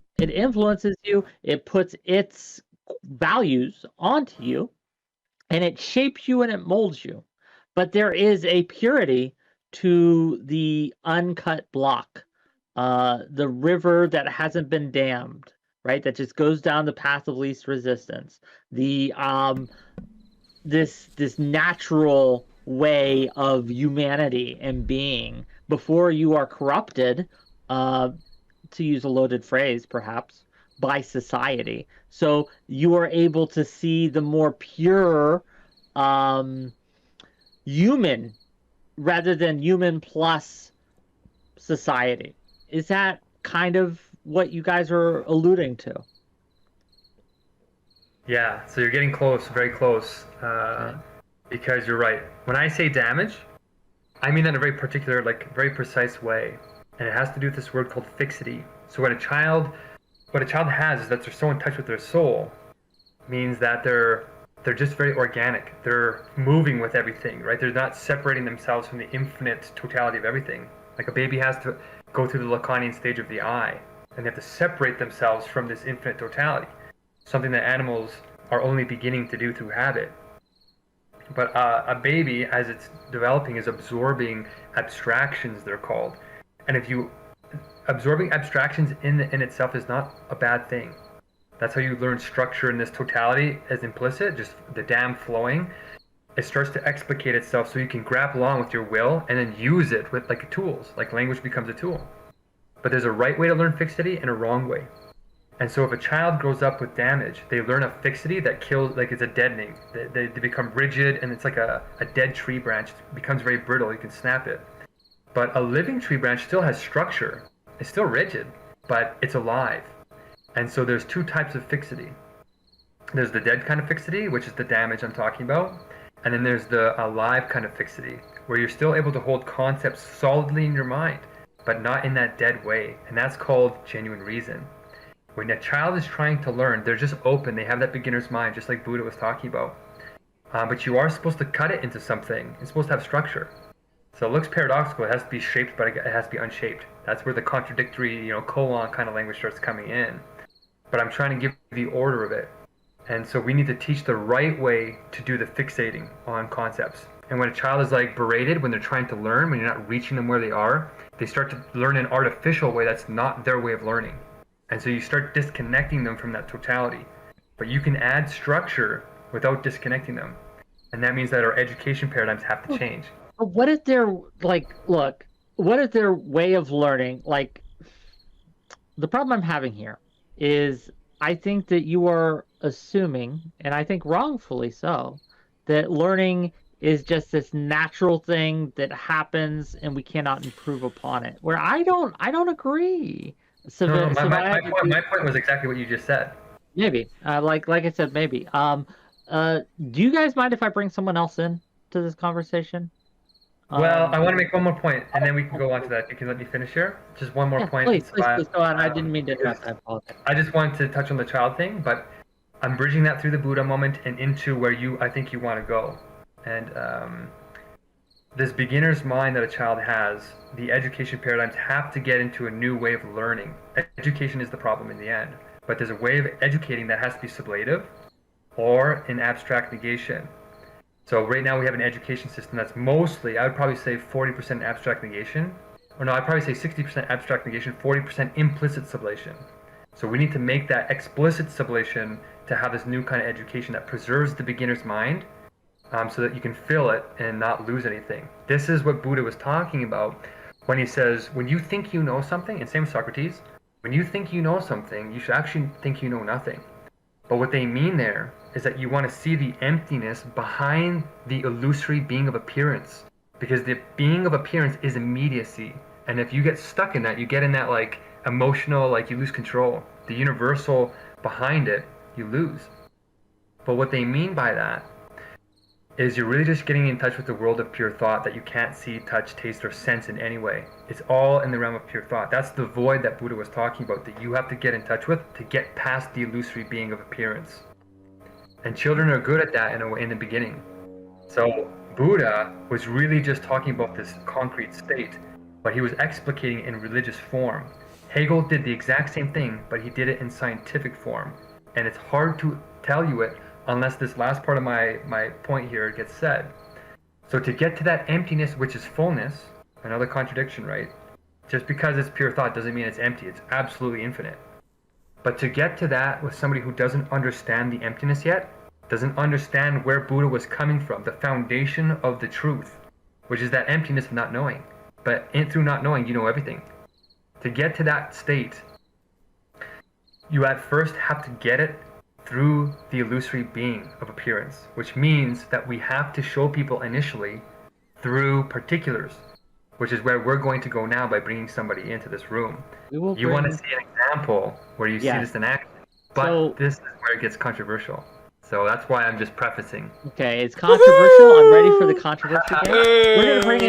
We're gonna bring in someone who's been watching a little bit and wanted to come in and he had some thoughts and he wanted to share with you guys. And I thought since he's kind of fresh to this, it'd be a good way for you guys to show. He's a lot more combative than I am. Just fair warning. So this will be a good way to show sublation, right? Live on stream. Let me bring him in. So say a warm welcome for the one, the only, the smugbug. Hello, smugbug. Hello, smugbug. Hello. We meet again. Yeah, we do, right? You reached out on Discord? Shh, you weren't supposed to tell them. Oh, sorry. Yeah, I'm just kidding. That's okay. Of course. I'm exposed now. Yeah, no, you have indeed been clout sharking as we all have to do to kick off. So I of course have never DM'd a known creator for any All reason. the time, but come on. What? No, never, not a single time, Wick. How dare you? Right. Yeah, I mean, okay, so I know I talked to you a little bit combatively in DMs as well, so I thought it'd be nice if we kicked this out. And also I wanted to talk to both of you together because it seems like you guys have different angles on things.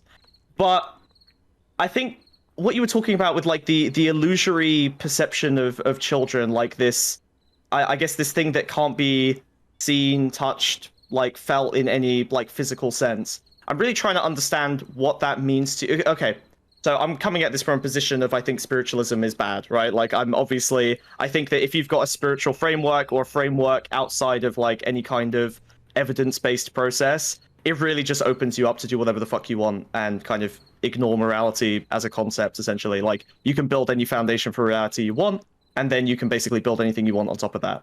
So that's my big problem. And I guess when you start talking about, like, the illusory, like, abstract understanding that children have, it makes me a little bit concerned when it comes to the foundation you want to build for them as well. Such good questions, guys. We're cutting through, but Savannah, maybe I should let you say your perception first, and then try and unpack. Okay.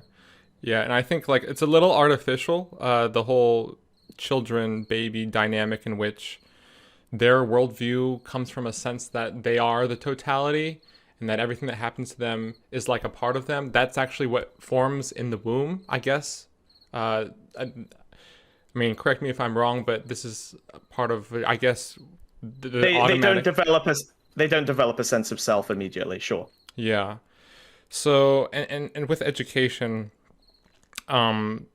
just leaving them to their own devices is not going to work. And so to respond to this abstractness, not being able to like detect. Wait a second. You're saying that we can't just let babies run free, like just do whatever they want? But how are we gonna like teach them? Like, how are they gonna teach us? How are they gonna give us their wisdom if we don't let them in their natural habitat? Babies have no wisdom, okay? Tabula rasa, all right? We just create whatever we want in them, all right? They have nothing. They are nothing until we shape them. Sorry. My apologies. Go on. My apologies. Go on, Seviah. GG, Spiritman. We gave it our best shot. Anyways, no, we're getting somewhere very fast, so don't give up. This is very good what's happening. I was joking. So to put it together, some of these two sides, three sides for, I don't know, okay. We understand that, I don't know how I can synthesize this, but as far as with the babies and shit, they need to learn how they can't just shit whenever they want, obviously. Point is, obviously people don't like it when they feel like their grade determines their being as what they're going to become in life. It's not necessarily so foretold when you are really young that you will, become a nobody. You won't be successful if you get bad grades. You're like, oh, you're just supposed to get a good grade. Just do your best, But later on, it's like, this is like, may very well determine your life. I think there is a course here, and be willing to rebut me anytime, smugbug, that of course, when you are learning anything, you have generally, for a lot of people, we have a sense where we want to come up with our own answers without being told exactly what it is. And this dichotomy happens through every grade where we're told like what the answer is going to be if we just study this information. And yes, some essays allow for some leniency, some treatises or whatever theory that you come up in college and shit. But like, so just back down to the ground here. Having some like flexibility to come up with your own has been lost through the educational system. And I feel like that's what a lot of society needs. We have a lot of facts. We have a lot of standards and degrees in order to get certain positions that overlook many societal operations. But at the same time, we're having tons of problems. And I think it's just because the whole educational model is not it's not allowing teachers to learn while at the same time they're teaching, and the model isn't allowing for the inherent quality of adventure to be developed in the child, where they can come up with definitions that the teacher maybe did not foresee. The teacher may be good and like Hey, you know what? Hold on. I think I can work with this. I agree, and I've done this successfully in real life, and this problem is solved by me. I did it. You're welcome. I have to train like large amounts of people, and obviously the by rote training does not work, right? Like in complex processes that need a kind of flexibility, the ability to actually like deal with the improvisation of conversations, a lot of the things that really the kind of critical thinking we need to teach children. I teach people this on a daily basis. I have to as part of my role. So with that, like it's very much a case of giving people the pieces so that they can build it in their head. And then I think we see this in psychological research as well, right? Like if you allow people to build the thing in their head, the fully formed idea out of the pieces you provide them, they'll tend to have a better understanding of it. They'll tend to remember it better, and they'll tend to be able to synthesize it better with other concepts in their head. So I think that's what you're alluding to, right? Like the by rote education system doesn't make a whole lot of sense when it comes to that process. You very much need to give people the concepts to build on. The problem is that, as with all things, is that well, leftism isn't a thing that's like happening broadly, and like the only way you get the space to do that is when it's extremely commercially viable, like when I'm doing it in business. I give my people a far better education than they'll ever get in school because it's incredibly profitable for me to do so. And if it wasn't profitable, like and many companies don't do the same thing, even in the same positions, like I have to fight for the space to be able to do this properly against the short-term nature of the profit incentive. Like this is the same case in schools, right? Like we have too many students for too few teachers. Teachers are not well educated enough, trained enough, or given the like supplementary materials they need to do this properly. And like as a society, I was talking about this earlier as well. Like we just don't have a level of social maturity to achieve those heights of like educational expertise when it comes to children's learning. Like I feel like what you're alluding to is basically a kind of Star Trek world where we're able to give children like extreme capacities for critical thinking very early in their childhood, or much earlier at least than we've been able to. But the reality is that we kind of need to grade and put them through a system that's appropriate for our current capitalist system. And none of this required any spirituality to discuss, so I'm not sure why you guys keep bringing it up. All right, Spiritman. Ding ding ding ding ding. Yeah, I'm calling out the Buddha here. Are you a reincarnation or? I identify as a genuine philosopher. So that's what we're gonna go with. He's a boring old man. Okay, fine. Hopefully that word will start meaning a little bit more as things progress with the Universal Sublation Championship. But we have a great set of negations because you're abstracting, right? You're separating science from spirituality, and you're separating logic from spirituality or mysticism. So you're making these abstract separations. You're not doing sublation. You're actually doing abstract negation. That's the tools. I'm using them now. But I'm not going to fall into that trap because there's no way out. When you are on the same level as something that you're negating, it conditions you forever. So it creates something called the bad infinite. So you'll never win the argument, ever, unless there's a fallacy there reinforced through rhetoric. So I'm not going to do that. What's the point? So what I'm going to have to say to Smugbug is saying you're right, but you're only half right.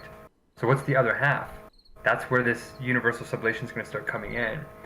And you threw kind of a lot out there. Those are very complex concepts you're interlinking. And like you said, you have to take the elements and rebuild into a bigger concept. And that's what we have to do for sublation. That's the simple, non-universal logical way of describing that in layman's terms. But the profound logic that you iterated just now was sublation, but you didn't realize it. And that's just I don't care if it's sublation or not. I'm using evidence to arrive at conclusions here. So you're going to need to provide me some evidence that any of this spirituality that you're adding into this equation has any value or utility to society whatsoever, because I'm not hearing it yet. Absolutely. And so that's the first part of my argument, to sort of give a general view of what just happened. So now to kind of get into the particulars, which is what you just did. One of the abstractions you did early on was you said, okay, well, if you can't taste, touch, smell, you can't use any of your five senses to get in touch with pure thought, this ghost world, this thing that might as well not exist if you can't know anything about it, right?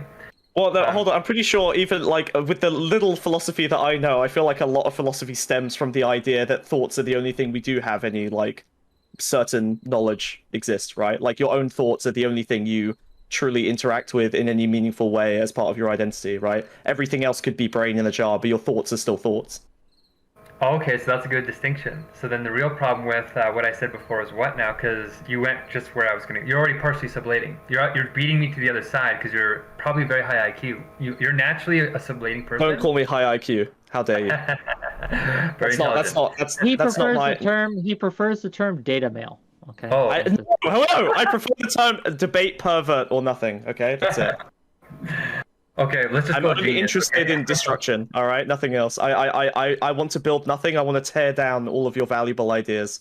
All right, I want to rip the papers to shreds like a cat in a desk drawer. Oh, excellent. Well, you're not going to win the Universal Sublation Championship, but you're going to get some awards for being the best negator. I'm going to begin and end this conversation without understanding what the fuck sublation is. Okay, that's my plan. That's all I need.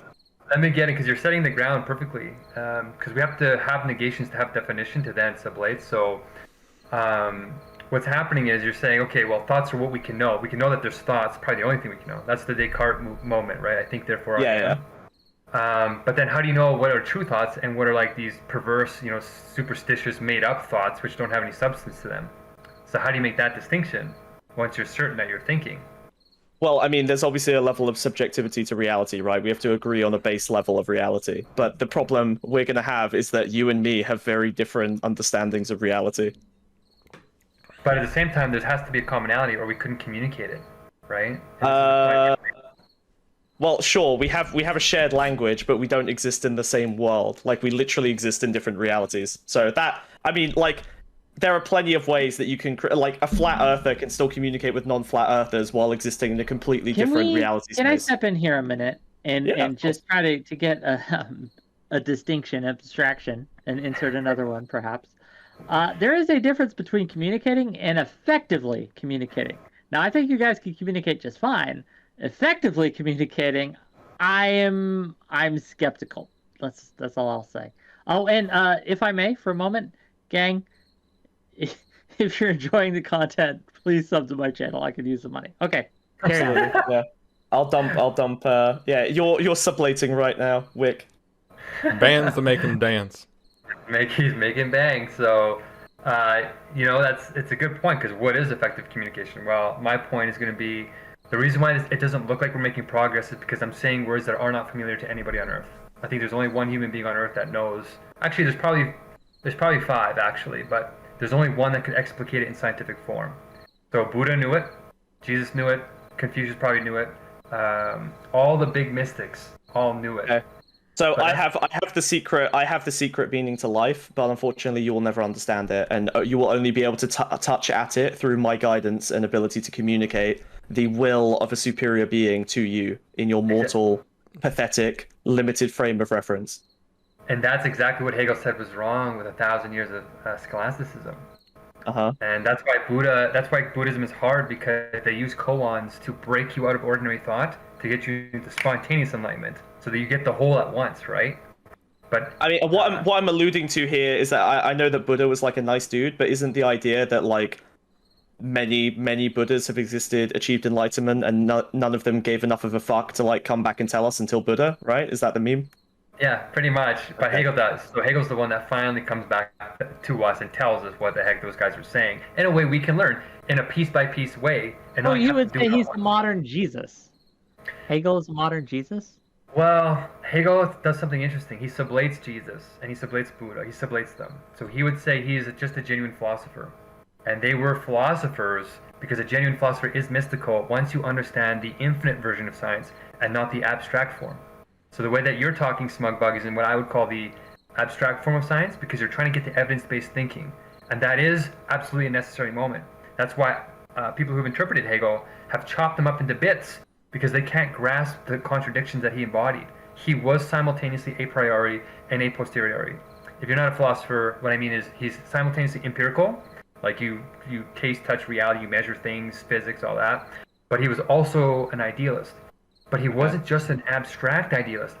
The opposite of this empiricism is idealism, right? Like, one is pure thought in the mind, and the other one is like the world in space-time. Most people think about those in opposites. But Hegel doesn't. He says the real Why are you idea. laughing, Seviah? Why Keep are you going. laughing at him? People. You can hear this guy's brain taking off in the background. Oh no, it's Okay, your are you guys fans. not keeping up at That's all? It's fine. It's fine. You guys Look, like to do- okay. So here's my problem. But what's your Spiritman? Okay. Yes. How the fuck do we know that you are not just like taking in the ramblings of a schizophrenic madman? Like, why do you assign all of this worth to this one historical figure? Add all of this like huge authority over an understanding of reality to this one person?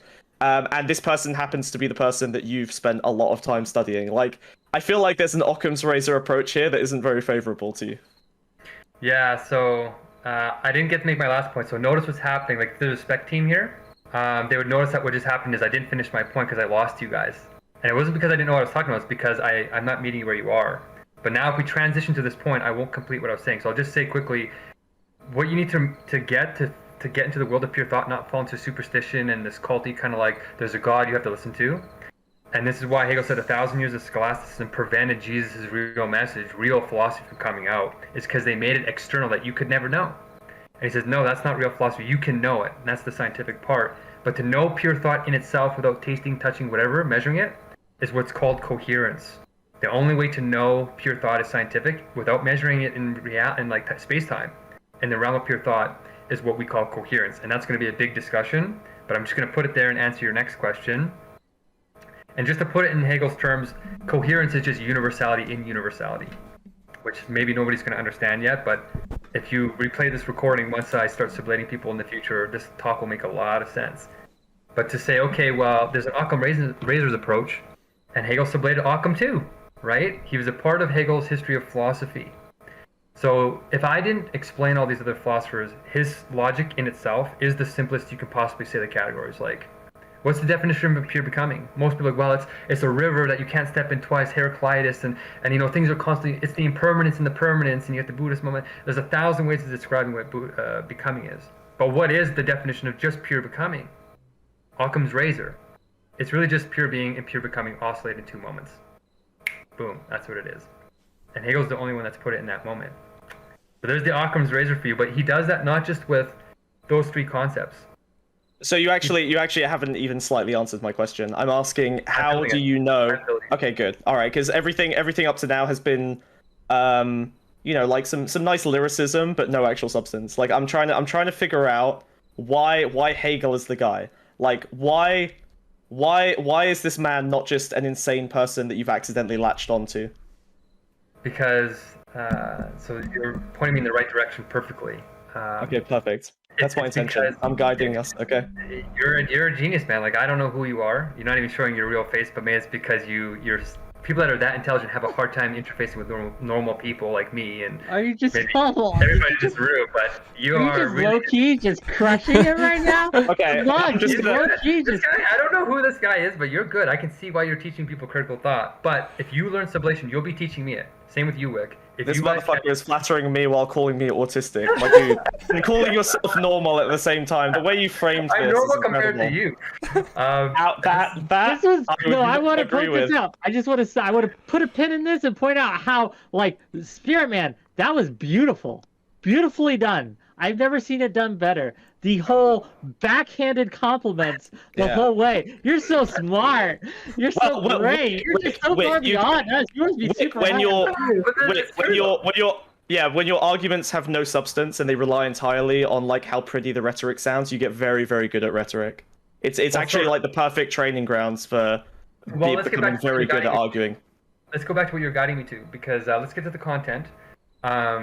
You're right. Like, I have to explain why Hegel than anybody else. And the point is that this Occam's razor moment that he did was like pure being, pure nothing, pure becoming.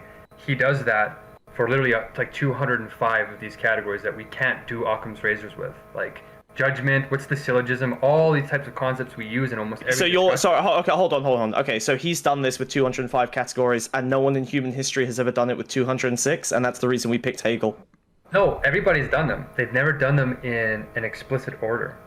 So everybody. Okay, so he lined up all 205 of these categories in an explicit order, and this was like the code to the universe that we're now using to understand everything.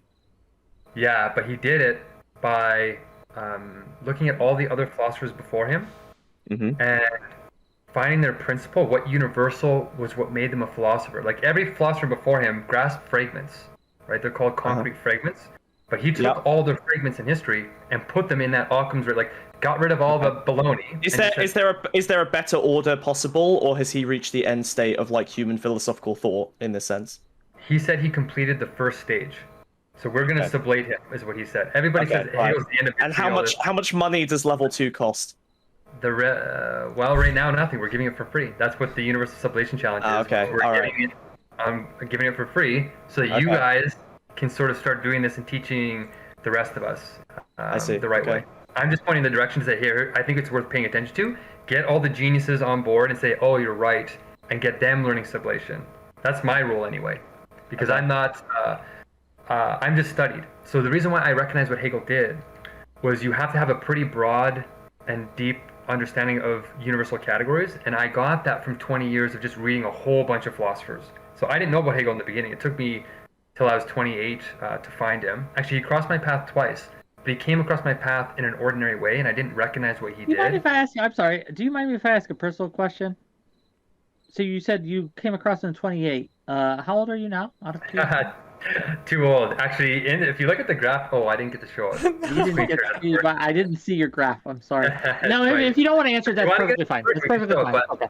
On there, we have the height, like all the fighting categories, but I'm not 28. I'm in my older registers.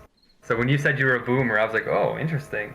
63, everyone. 63. And I was a boomer. I'm a boomer for Twitch. What understanding the universal source code does to a motherfucker. This guy's actually 150. This is Hegel, actually, standing before us. Anyway, he is not aged since. Look, I was just very curious because you did seem older. I just wasn't sure because the reason I ask is because what you've lived through, what you've experienced will shape how you see the world, and that's a good way to show, to help understand what you're trying to communicate. Anyway, go on, please. I'm sorry, I didn't mean to interrupt. That's a great point. It's called autoethnography or ethnography, if anybody wants to look it up. But I've been at this for 20 years, and Hegel came at the end. And the reason why most people don't grasp what he's done, especially for the last 200 years, is because you have to have a very broad depth of knowledge to even recognize what he's doing. So when I started reading him the first two times, I didn't read enough philosophers to know what he had done. It looked like he was making up his own system, right? But he isn't. There's about 115 philosophers before Hegel in the last 3,000 years of philosophers that he went through one by one in his history of philosophy, and he showed his method and what he took from them. He sublated every single one, 115 philosophers, to get to his Occam's razor super system. He says, you can't really get more simple than this, but you might be able to get deeper, and you might be able to change a few categories and do better than he did. But this is the first stage of taking what these guys were doing in abstraction and putting it into one concrete whole. And it's 115, and because I had read a lot of them in 20 years, I was able to see where he was talking about Descartes, where there was Leibniz, where there was Plato, where there was Socrates, where there was Heraclitus, where I started intuitively recognizing that in different parts of his system, he was actually unfolding other philosophers' entire philosophies, like 80 years of philosophy, in like a paragraph. And you can only really do that if you've done your homework first.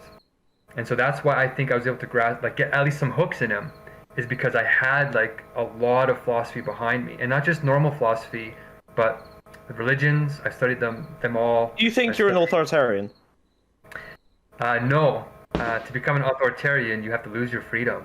The only way you can be free is if you let others be free. Okay, that's a really nice bullshit answer. But like you're holding on to a knowledge that others can't really possess, and you're like maintaining an authority over that knowledge. How can you possibly disseminate that knowledge without?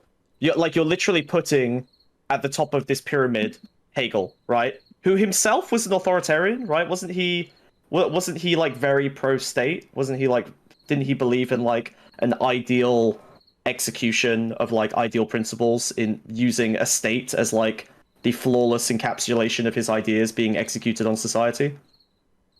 So I hope I'm doing a good job answering your first part of the question, why Hegel? So when you read Hegel, you're reading 115 other the world's greatest minds.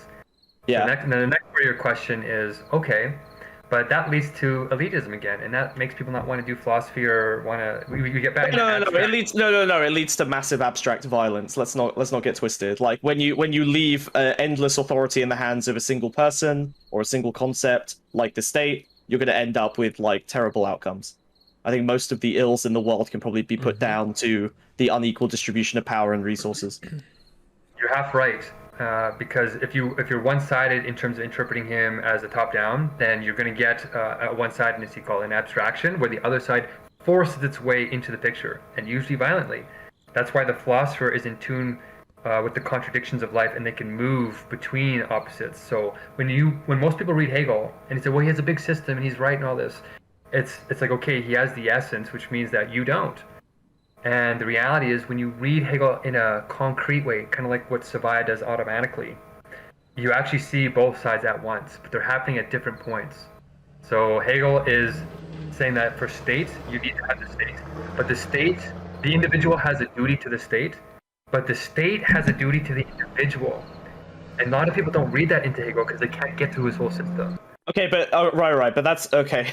So sure, from a philosophical, moral perspective, that might be true. In reality, that's not sensible. And I think it's interesting how Seviah has spent all this time talking about the idea of like giving people the freedom to learn, giving people the freedom to like build thoughts in their own head, and then you continuously appeal to a single person's thoughts as like an authoritarian structure that we kind of have to live by. You may say that the state has a responsibility to the citizen, I think, or however you want to frame it, to the person.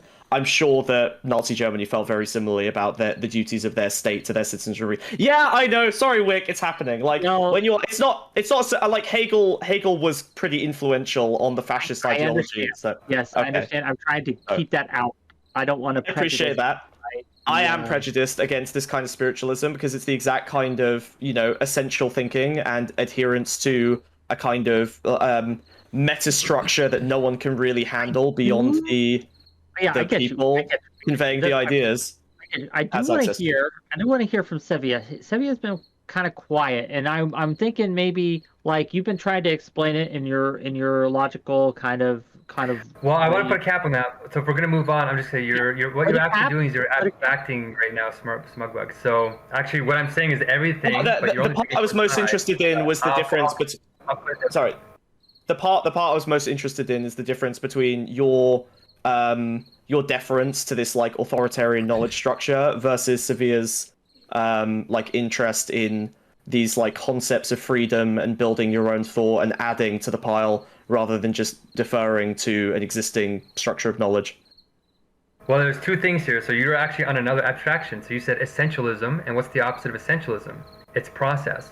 So actually, I didn't get a chance to explain both, but both are true. And that's the contradiction that I didn't get to explain. But I'm glad you mentioned essentialism there because it opens up the dialectic. But it's a big conversation. Right now, you're very choppy, right? You're trying to force me into a box. Like, I'm this, you're that. But it's actually, instead of this or this, it's actually I'm running right now you're a disease, and I'm running different diagnostic tests as a doctor to try and figure out what categories you're adhering to. And you're a very evasive the symptoms are strange. Maybe it's lupus. I don't know. I'm not actually getting a chance to finish talking. Like, he's getting activated, cutting me off. Do you notice? Because we're getting into the material, and it's unfamiliar. So if I get a chance to keep talking, I can actually go into the truth that you just said, and also keep pointing out the essentialism. The floor is yours, sir. Go ahead. It just takes a lot of time, and I'm just pointing to the crowd. Like, once the spec team comes and starts surveying these, we're just time is becoming a problem because the concepts are starting to unfold. And so I agree with you, Whick, though, that I think that there's a little bit too much chatting on one side, because right now it's just like nobody understands this logic. But the point is to point you to self-determinate for yourself. That's why you can have an essence, but the essence can only be known by you as a self-determining creature. So that's how you get both at once. And I think you're right, Whick. We should get Seviah in here. So, Seviah, what do you make of all this? Everyone's wrong. I have the only truth. Therefore, I win. Good. Fuck. Anyways, it's been a good evening, and we can try again, round 2, next Thursday. Just kidding. All right. So everyone, okay. So Okay, so Spiritman just made the remark that he's not getting it's not both sides. He's not getting enough time to like share his concept. But I would say perhaps there's some truth there. But Smugbug's also getting some. He's not taking up the entire time. Otherwise, Spiritman, you wouldn't be able to talk. And I would say in essence, you are allowing yourself to say the other side indirectly, and that's I would say it's very hard for it would be very hard for anyone to really consider what I'm just saying right now. But the whole authoritarian thing and Hegel being the overseer of this stuff, I would say, okay, it's very reasonable to make these criticisms. And there have been other people in history that have kind of done the whole thing of like going to other people, other cultures, and then supposedly like Pythagoras and Jesus, and I don't know if Plato was so involved, but there are different people in history that like went to other cultures and they like got their 1,000, 2,000 year knowledge of their history, and then they've tried to like synthesize it in some form of, I don't know, teaching or whatever. And so like I guess Hegel's just trying to, not Hegel, Spiritman's just trying to say like this is the person that he's seen that's seen all these other people. And I'm saying that like I don't know really much about Hegel other than just like I guess we have some similar principles, but I have my own method that I would say is able to create a bridge between people who don't care about Hegel, but there's a point that I probably cannot reach with those people. And so what is a concrete example? This is where I don't know if I'll be able to bridge that gap, but I would say there are other systems, but they may not have been built yet. In Smugbug, this is where you're going to come in, okay? You're going to bring in the New World Order for another historical system that synthesizes all Hegel has said, and you're going to give us the new cult for us to embody. Before he does that, Okay, so that, I was just about to start my cult, Wick. What the fuck? we're beginning to wrap up. I have Okay. things to do, right? Mhm.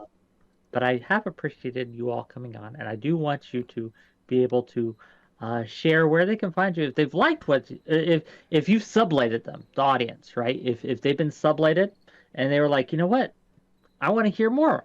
Like, where can they find you, right? Like, where's a good space for them to tune in to hear more of your words?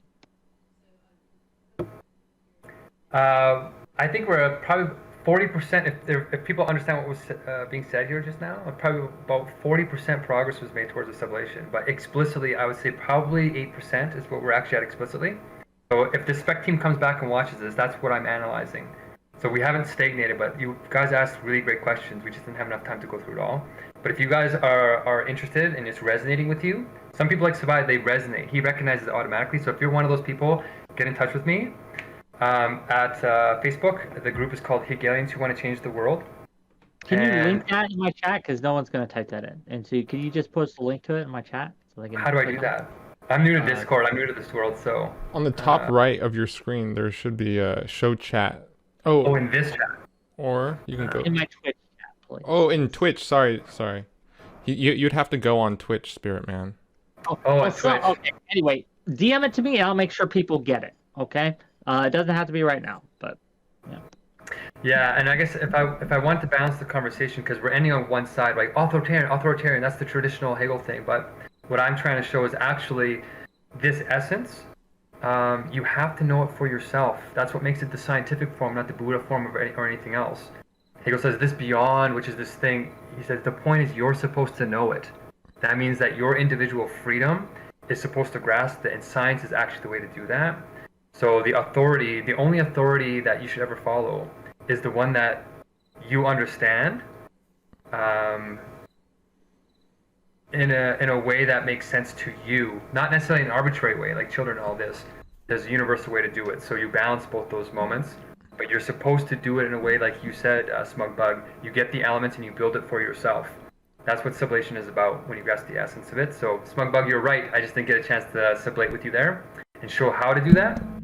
But next time, Whick, thank you for wrapping this up. And yeah, time is a construct, but unfortunately we have to obey that construct, and time is never on our side. I will say to my audience, thank you for showing up, thank you for coming in, thank you for asking the questions, and participating. Really enjoy it. Thank you, Smugbug, for being willing to pop on for a little bit and Yeah, of course. maybe help guide this a little bit. Gang, if you want something a little more concrete, tomorrow, 6 p.m. Eastern, we're going to be talking about dating in the workplace and the do's, the don'ts. Should any flirting take place in the workplace at all? We're going to have a lovely cast of characters on. We're going to have a Lake. We're going to have the Phoenix Diva. We're going to have Durka. We're going to have Stardust and a few others. And they're going to come and talk. And it's 6 p.m. Eastern tomorrow. Right now, we're going to raid into Madame Genevieve for her sex, drugs, and rock and roll podcast. So, not Hegel, but hopefully we'll get through it. Can I shout out just before? Please. Great. Here's my shout out. You two, I want you on my show tomorrow. Me? Are you free?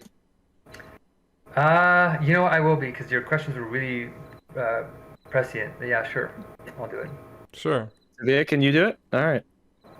And also, to get more concrete, if you guys ever want to get practical, we can sublate religion and science, free will and determinism, democracy and central authority, and deplatforming and platforming Nazis, which was the practical content we could have got into if we had more time. But Rick, thank you so far. I really appreciated that. All right. No, I'll DM you folks. Yeah, wait by the audience. Bye-bye, audience. Bye. Bye. Bye all. Bye-bye. Bye-bye. Okay, they're done. Thank you, gang. Thank you both for coming Merry in. Christmas. I tried to understand it. I don't feel I did. I feel maybe I failed at this. I think I got the edges, but I never got the meat. And maybe it just needs more time. So we'll talk again in the future. Oh, I am still streaming, by the way, just so everyone's Okay, well, comfortable. dang it. I was going to go through with my favorite slurs, but I guess I Damn can't. it. Sorry. That's all right. I'm gonna pop off before I start saying the N-word on my stream. I will see you boys tomorrow. Don't run, okay? We're gonna have a lovely conversation. No pressure. Sounds good. Look forward to it. All right. Take care. See you then.